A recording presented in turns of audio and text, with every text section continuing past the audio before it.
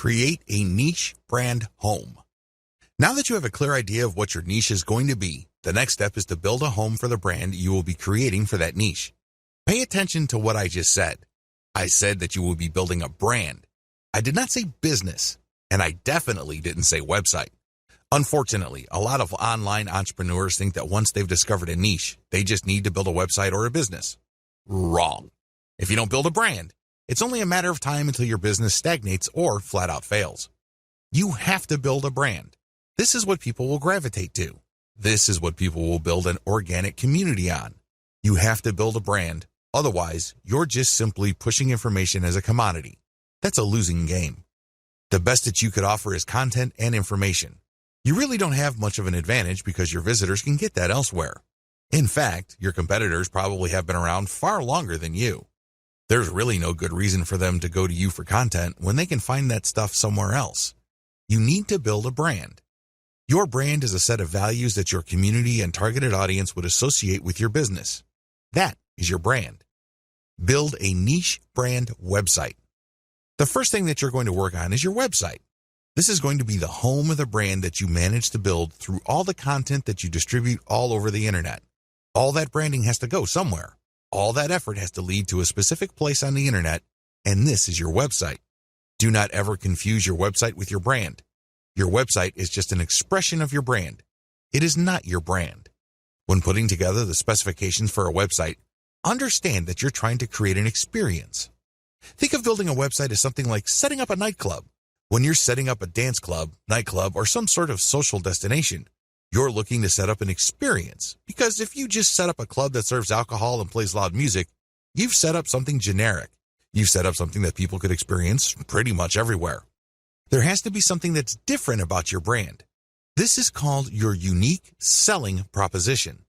That's why you have to look at your website as a giant opportunity to communicate your unique selling proposition. What is it about your treatment of your niche that makes your brand stand out from the rest? Unfortunately, only you can answer that question.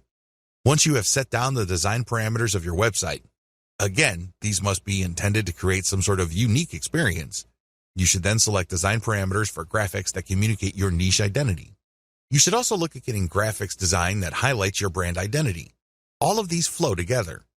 Quick shortcut: reverse engineer your competitors' designs.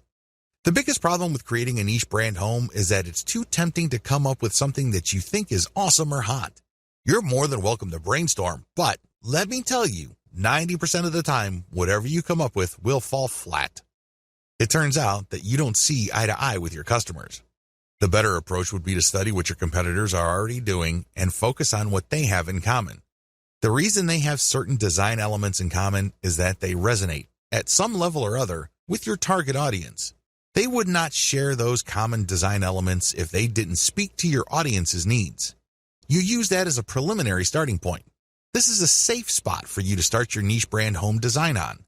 Later on, you're going to customize based on the actual interaction of your audience with your website. Design your site for intentional niche branding. Now that you have a clear idea of the industry standard design in your niche, make sure that your design notes would enable your selected web developer to come up with a design that is focused on building up your brand.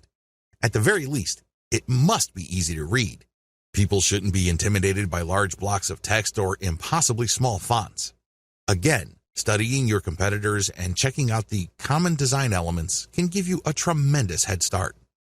Key design hooks your site has to have. Given the tremendous amount of design variability out there, I admit it can get quite confusing.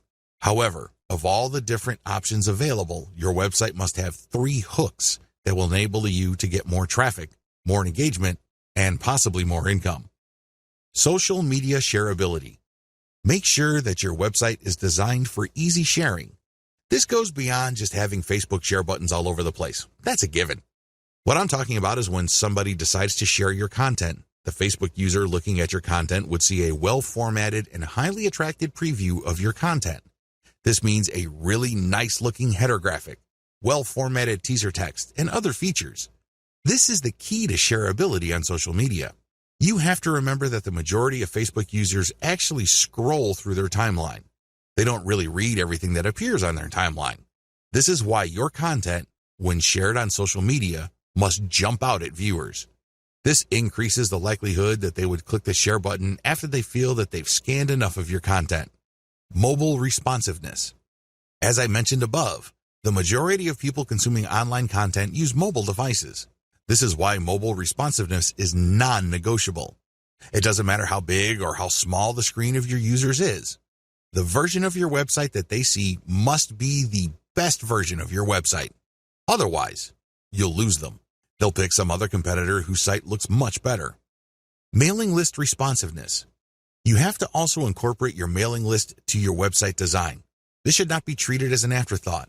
Instead, you should look at your overall website design from the homepage, the top level, the category level, to the post level to see whether the design pushes people to sign up for your mailing list.